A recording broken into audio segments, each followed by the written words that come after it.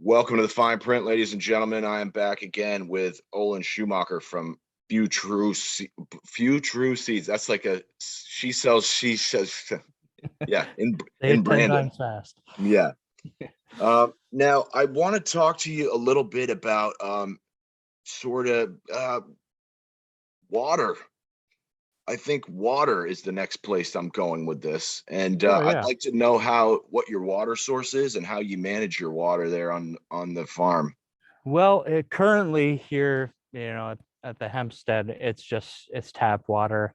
It's from the town of Shoreham, but um, it is of concern, especially for something like hemp that is very good at concentrating heavy metals and or other um, types of toxins. So, there hasn't been much research or attempts to figure out whether those types of things, whether it be chlorine, fluoride, and of course, I personally haven't done a lot of research either, I should say.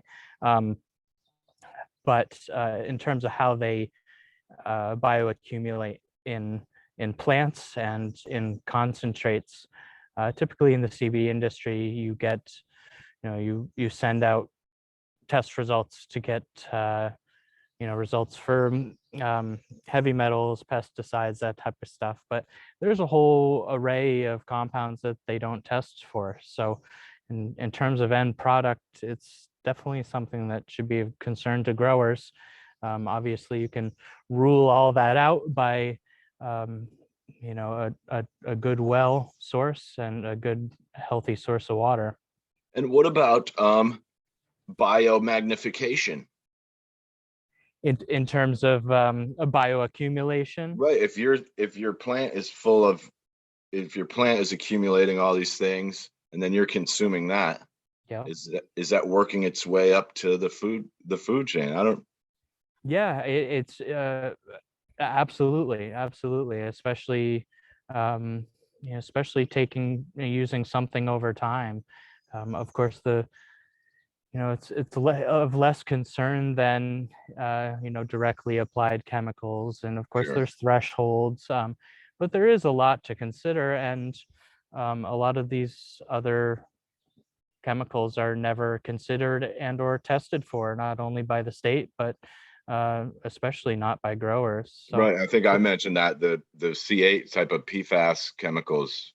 yeah, it's not considered, and there hasn't really been a movement to try to consider some of those things. And there has It's been a number of contaminated sites around Vermont near Yes, military bases and things that like Montpelier, I know, is reporting pretty high levels.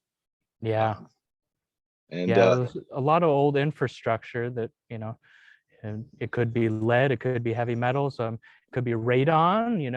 It could be any number of things. sure could. It could be all this plastic. I don't know, food packaging, all this stuff in the landfill. That stuff's all textiles. I know a lot of Yeah, even stuff like carpets or car seats, anything yeah, that's water resistant, yep. basically. Anything that's made from petrol. The world runs on petrol. Let me ask you: is there any controls on the input water for the grow operations? There is not, the control is what is state regulated. So if it's safe to drink, it's safe to feed to your plants. I'm not sure whether that bioaccumulation in the plants is significant enough to surpass those state levels. I don't think anyone has considered, uh, putting the time in to research it. Yeah, I'd certainly be interested.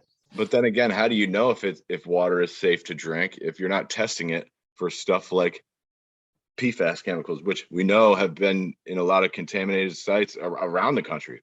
Yeah. Yep.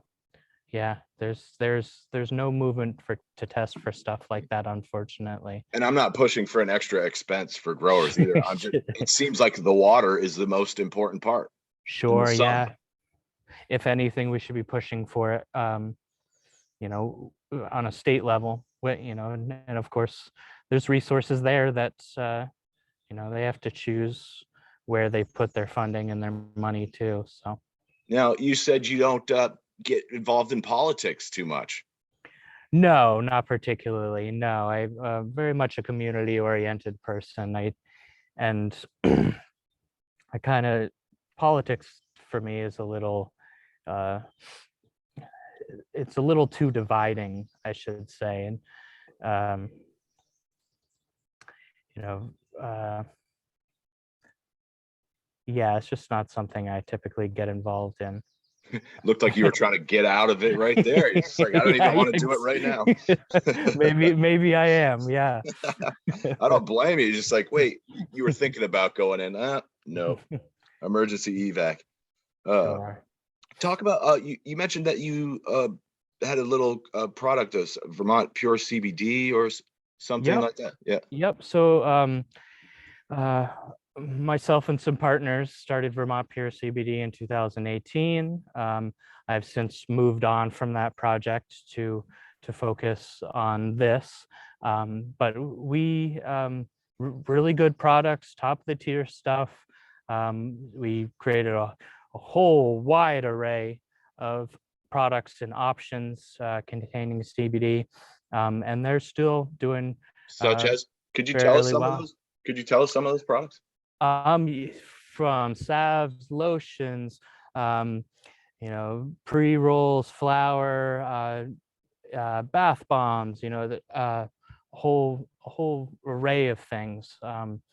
I think my newer focus, we're planning on offering some CBD products here in the future through Future Seeds or a a trademark thereof, but to kind of condense uh, what was a very large product line that we did at Vermont PRCB down to kind of an essential few and focus more on providing something that goes beyond what they call full spectrum, includes or whole plant extract, goes beyond that, whether it's adding CBD or adding, CBG or other cannabinoid alkaloids or finding or compounds, or adding other beneficial ingredients to that either increase absorption or have some sort of entourage effect. So Yeah, tell us about that. You mentioned that earlier. What is the sure. entourage effect? So the entourage effect, is not specific to cannabis, but has been used. The entourage effect and full spectrum have been used widely in the CBD industry to describe whole plant extract, essentially, and it's very kind of loosely defined. For a full spectrum product, can be anywhere from CO2 extracted CBD that does not contain waxes, lipids, chlorophyll, etc., the heavier compounds. So it's like a clearer consistency extract, all the way up to ethanol, which extracts a much wider range of compounds. So it's a bit of a spectrum in terms of the definition, what you can claim to be full spectrum. Of course, there's no rules for that. But when I was working with Vermont Pure CBD, our ideology was that because ethanol extracts the widest array of compounds from the plant, a whole plant extract, that should be what we call full spectrum. In terms of the entourage effect, specifically for cannabis, that would be the interactions of THC with CBD, the interactions of any of those cannabinoids with terpenoids, with flavonoids, with oils that are either put in the product or naturally occurring in the plant, including chlorophyll, which is good for digestion, including waxes, which have a lot of benefits for digestion as well. So all those things working together to create a synergistic effect. Now that applies to all plant medicine. We have a tendency culturally and as humanity to try to find the very essence of things. So we're always breaking things apart, and then a pharmaceutical typically contains one single ingredient. And in terms of plant medicine, it's shown over and over again that the wide array of compounds in any given plant, the whole plant extract is always more effective. So it's a little bit more of that benefit of diversity. Absolutely, yeah, and it has to do with the way our body, how one chemical will affect another. The greatest instance of that, of course, is the interaction between THC and CBD. We'll, of course, segue right into the endocannabinoid system. Yeah, do it. With that, the endocannabinoid system, of course, unlike the digestive system, which is a single track and is, you can say, here's the digestive system, it's made up of this organ. The endocannabinoid system is kind of segmented throughout the entire body, and CB1 receptors are located on mostly the central nervous system, the brain, but also occur on a lot of organs.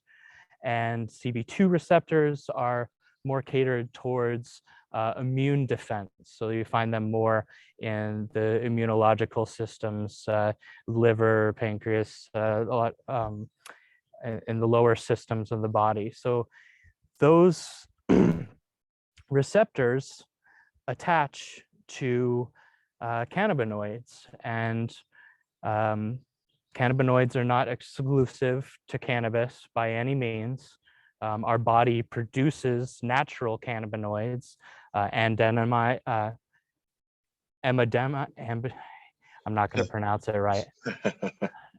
Adenamide, adenamide and AEA are the two prominent ones. Our body produces them naturally, and they attach to these receptors and regulate the functions of the body so that we can maintain a healthy state of being, or homeostasis, at all times.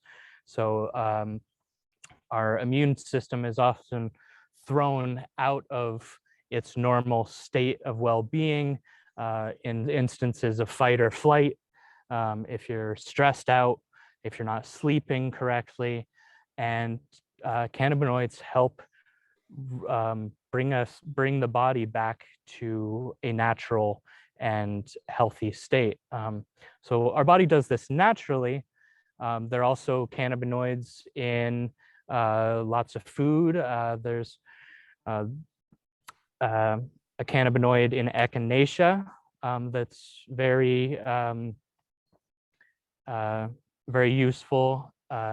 There's caryophyllene, which is a terpene, but also a cannabinoid, binds to cannabinoid receptors or within that cannabinoid system. THC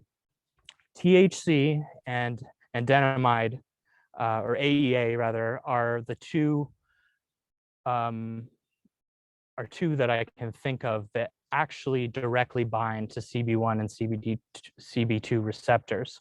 So they directly antagonize the endocannabinoid system, which is part of the reason why you smoke THC, it directly binds to CB1 receptors. You have a distinct feeling. Anandamide, which is responsible for the runner's high, also directly antagonizes CB1 receptors. So there's a distinct reaction from endocannabinoid receptors binding to those type of cannabinoids. There are other parts of the endocannabinoid system that are kind of peripheral. For example, CBD does not bind to either CB1 or CB2 receptors.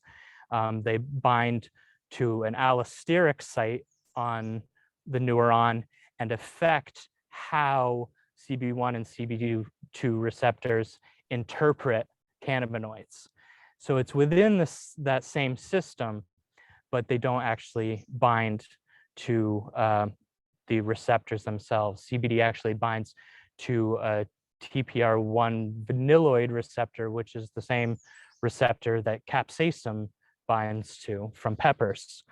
So in that way, CBD can actually affect the way THC affects the body. So it actually can suppress, some of the effects that THC has, paranoia. So it's the Narcan of weed. Sure, yeah, in ways, yeah, absolutely. And there are other, peripheral interactions within the endocannabinoid system that lead to that entourage type effect. So, pure THC can be very overstimulating. And especially if you eat it. Sure, yeah, sure, absolutely. And actually, the overstimulation of the endocannabinoid system can be an issue in terms of homeostasis. So it's not just about cannabinoids in general being effective for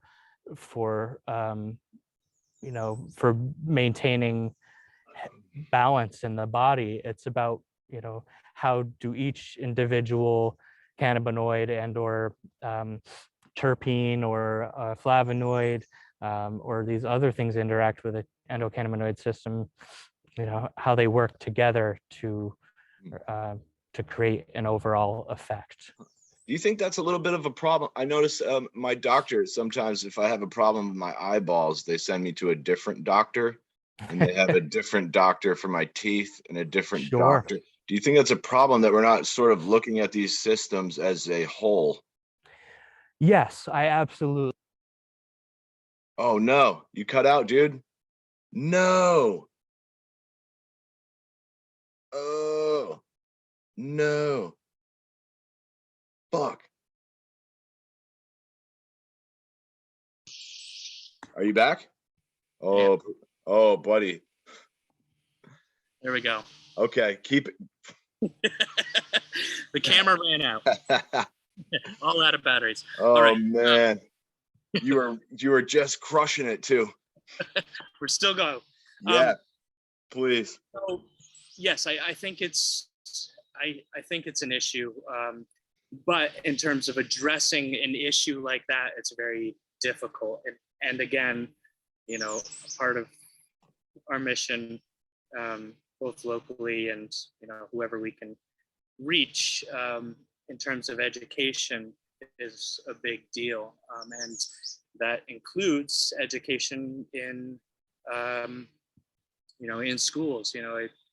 You go to your doctor and ask them about the endocannabinoid system, they never taught it. Do you have kids? No, not yet. Yeah. They never taught that, and if they did, very few people learned about it in school.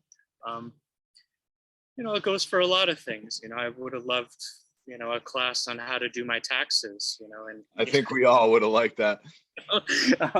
Or simple stuff like that, or how to communicate effectively. It just so I think a lot of society in general is geared towards specificities like that, and it's a difficult thing trying to address larger issues with specific things like that.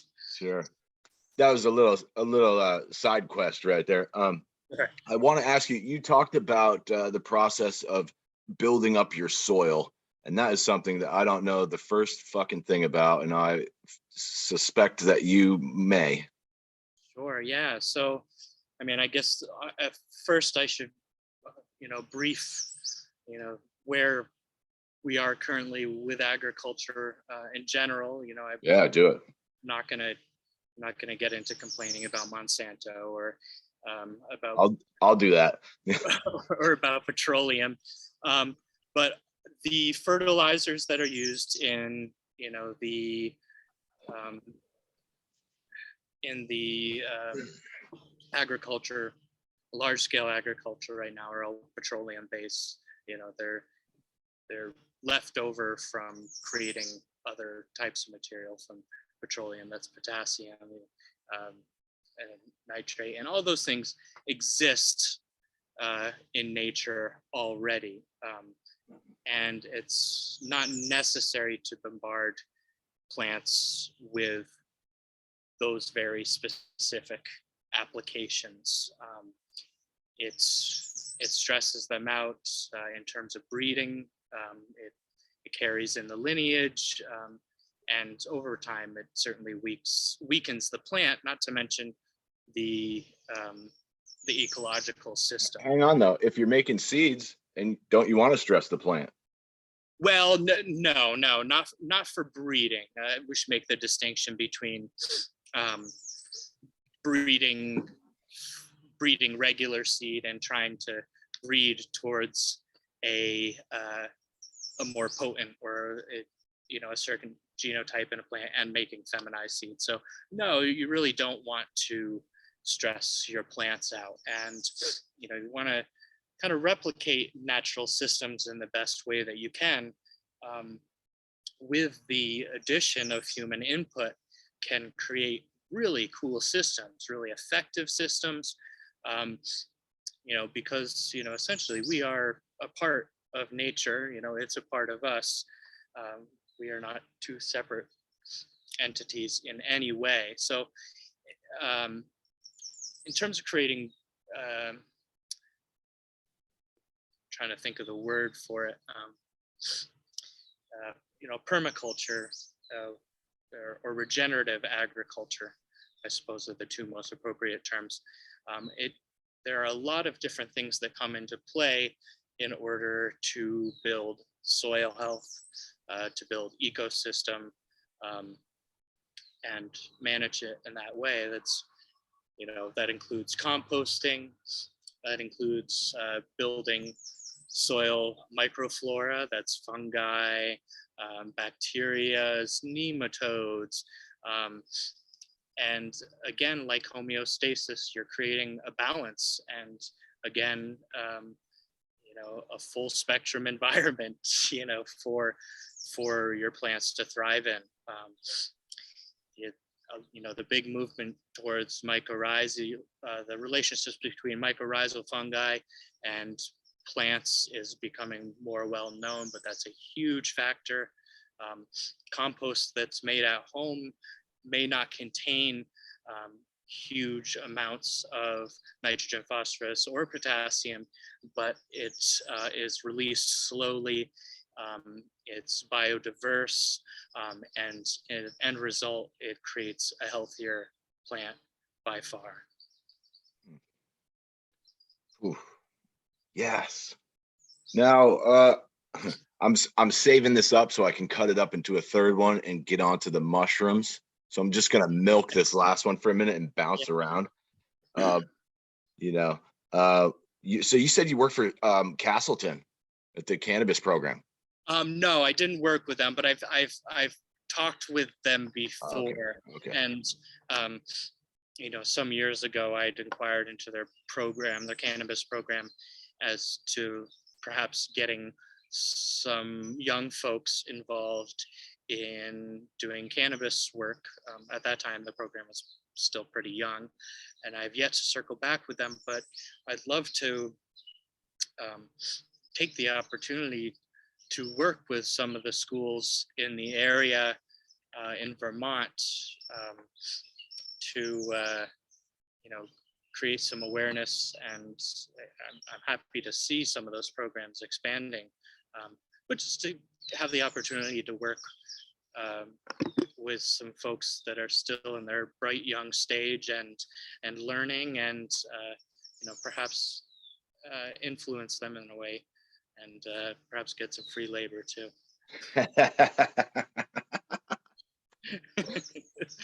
No, I had a thing. You fucked me up there.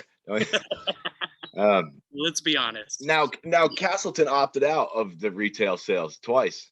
Oh, the town itself. Yes, right. Oh, okay. Yeah. So, yeah. which I thought was weird because they have a cannabis program at the college in town. But Yeah. you didn't think it was that weird. No. Yeah, spending time in Castleton, I very much see that being the case. The school itself and then the Castleton Town Board will say are I wouldn't say at odds, but certainly two separate entities. So, it is odd that Castleton is one of the few towns in Vermont that has you can have open containers anywhere in the town. What? Yes. I'm fucking moving to Castleton. They may have baby, I'm moving. They may have changed that since I went to college there, but that was indeed the case. But for some reason, it doesn't surprise me that they voted against cannabis. Yeah. Maybe they thought it might get a little out of hand. Hey, let me ask you, do you ever grow any of the regular weeds? The regular weeds, THC, you mean? Yes. I kid. I like to call that spicy cannabis. Oh. Yes. No. I particularly enjoy THC, and I like, I grow my legal limit to mostly make seed, and that I'll preserve the seed, and then I'll also have a little bit of smoke. Of course, I'm tied to, I have plenty of friends in the industry as well, so I like stopping by and seeing what everyone else has to offer as well. Who's got your favorite flower in Vermont so far? Give me a couple of your heavy hitters. The heavy hitters for me are, of course, Forbin's Finest is a popular favorite. I really liked his pineapple. He won, with that one. I'm glad he did. Killer. Another one, a very good friend of mine, Green Mountain Canna. I just talked to them. Yeah. Good. Yes. They grow exceptional cannabis. Okay. And without, I don't know anything about Forbin's Nick's practices, his inputs, etc. But I know, I've been friends with Green Mountain Canna. We've been growing together actually since the years in Castleton, probably going on 10 plus years now. I know what his inputs are, and the smoke shows, it burns well, the taste is there, and to be honest, it's hard to get that type of result. Not everyone can. So he has some very top quality stuff as well. Yep. Yes. I like your opinions. You have good opinions, man. Well, I like that to be a community oriented. It should be. And I think honestly, if you guys are going to compete against some of these bigger, the Curaleafs that are coming in, it's got to take a cooperative effort.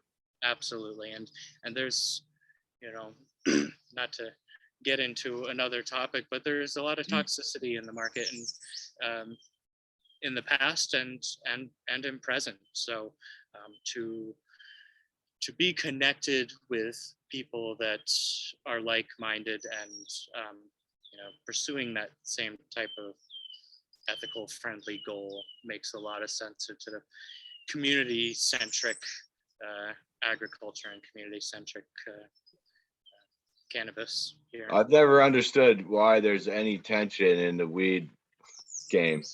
It's unbelievable, the whole, I don't know, all the people that I love to hang out and smoke with, it's the exact opposite, and it just like, why are we angry, guys? And I get it, because some of the legislation, some of the control board stuff, I get that. People are tense, they've got a lot of money on the line, Right. but Totally. it's no reason to just be a dick, you know? Yeah, I think it comes down, it's not specific to any industry at all.